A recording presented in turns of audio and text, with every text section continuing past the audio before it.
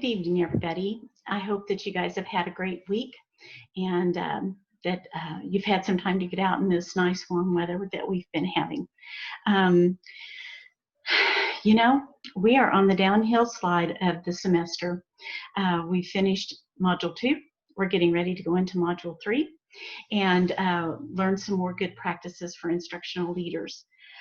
We began talking about learning and instruction, and then we also discussed in our last module systems of support for our instructional leaders from the district perspective. All of this has been from a district perspective, which some of us haven't experienced yet, but that's what you're getting ready to do. So it's good for us to take some time and sort of imagine and think about how those things would be. For Module 3, we're looking at the Standard 4.3, and you will notice that there are a few things in this module that are similar to what we've done in the past. You will be doing a reflection video. You will do a discussion post, and you will do a critical analysis of some documents that were provided for you. I checked on those again this evening, and I was able to access everything. Specifically, there are 3 PDFs, I believe, that are for you on the discussion post assignment and on the critical analysis assignment. In the critical analysis assignment, there is also a link to a dissertation by a former Lindenwood student. So you can go through and take a look at that. I do want you to know that over time, the way that we format and our expectations for the dissertations do change. And so as you read different dissertations from Lindenwood students, you may notice some differences. And those things may be even different from what is expected of you when you get ready to write your dissertation. So I just wanted to mention that to you. Let's talk a little bit about Standard 4.3.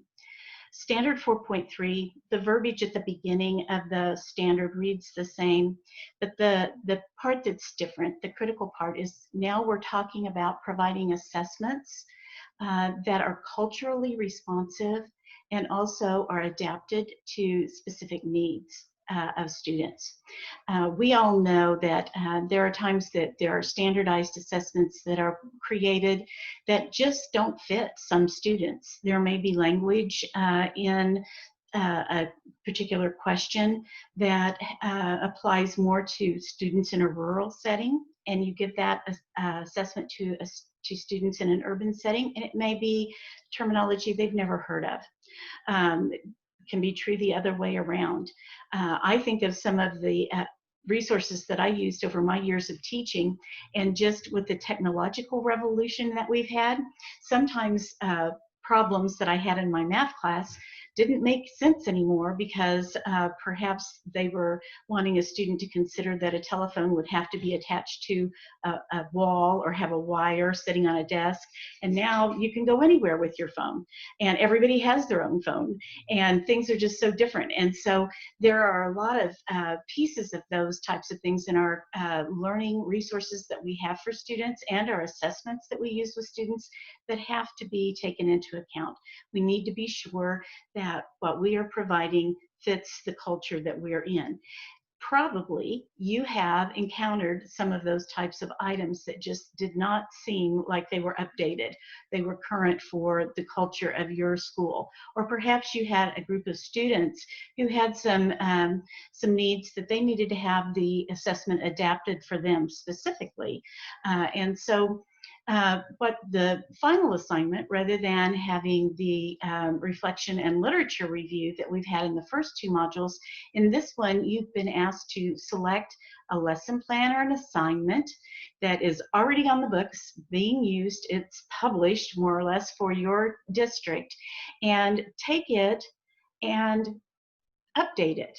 Make it more culturally responsive, or make it more adapted for particular student types that might need some kind of adaptations to the assessment.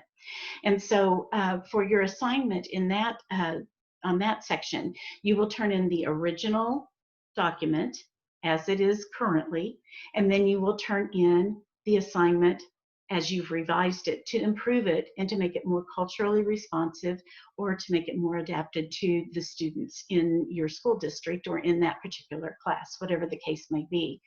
I would also like for you just to write just a short paragraph, and it can be on another Word document. It could be at the end of the new revised assignment, if you like, of what your intent was, what you felt like needed to be changed, and how you felt like you've changed it. And I will be comparing the original with your new and improved model, and that's what I will be scoring you by. Another thing that I want to mention to you, because as I've told you, this is a curriculum, and I am not accustomed to having a written curriculum that I work with. I'm used to, am accustomed to creating my own curricula. So even when I was a math teacher, I did have a math textbook, but the way that the assignments that I made and the way that I assessed my students and scored them was what I had developed myself. So now I'm using some really great curriculum that was designed by others. And so one of the things that I am being very careful about doing is following the rubrics. Each of your assignments has a rubric, and I'm looking at those to assign your points. So those are there on the assignment page for you as well, because we all know that we don't want to throw any surprises out to our students. We want them to know what we're looking for so that they can be making sure to provide that for us so that we can see where they are with their learning. So I want to encourage you, when you get ready to do this, not only to look at the directions that are written for you in the assignment, but look at the rubric. What is it that Dr. Grover is going to be scoring me on? Because I'm going to be reading that rubric, and that's how I will be scoring you. So please be sure that you do that. That I would recommend in any course that you have where a rubric is provided to you along with the assignment. Always make sure that you're hitting those marks, that you're meeting all of those requirements to earn the points that you want. Because sometimes there's some fine little detail nuance that you know, you need to read that in the rubric so that you know that that's being looked for. And so I encourage you to do that. I sent out an invitation for this Wednesday evening from 8 o'clock to 9 o'clock for us just to sort of have a meet and greet and just sort of gather and have some discussion and maybe have questions and answers about what's going on, or maybe an idea that came up into your mind. I can tell you, having the benefit of reading responses to the assignments from all of you, you guys have a lot to share with one another. And quite often, the kind of positions that are hired that have the degree that you all are working to attain, you may not have another one of you in your school district. You may be the single curriculum director. You may be the single high school principal, superintendent, assistant superintendent in your district. And so these friendships and networks that you can make through class are just so valuable. And it's nice because sometimes someone's experienced something that you're experiencing the first time, and you can visit about that. Sometimes it's just good when you start to talk about maybe a challenge that you're having in your district, and you're talking about ways to solve those problems. You find out other people are having similar difficulties and have tried different things, and what's worked here and what's not, and what would they have done differently, and we can just learn so much from one another. So I'm really glad we're going to have this discussion this evening, or Wednesday evening, and I will be really happy if you all can share with one another. If you want to do that, your contact information, I can certainly provide that, or you could look back at the emails that I've sent to you, because they've been group emails and you have one another's email addresses. And so it's just so good to have that cohort of friends that have been on a similar journey, doing similar types of work that you can have conversation with. But I tell you what, you guys are smart people, and you're giving some great responses, and I value the heart that I see in the responses that you have and the way that you approach education and educating students. So anyway, that's all I have for this evening. As always, if you have any questions for me, please let me know. That I just did think of one more thing that I need to make clear. I have told you, and I still believe, that if you have difficulty getting an assignment in on a certain due date, just because of everything that's going on around us these days, I'm giving you grace to get those turned in later. I do have to be sure to tell you, though, that our semester is going to be ending. Your final due date is July 10th. That is because I have to have my grades turned in, and I need to have time to get those uh, items graded and in your grades in Canvas before they pull up the scores. We have been encouraged by our administration at Lindenwood not to give incomplete grades if at all possible.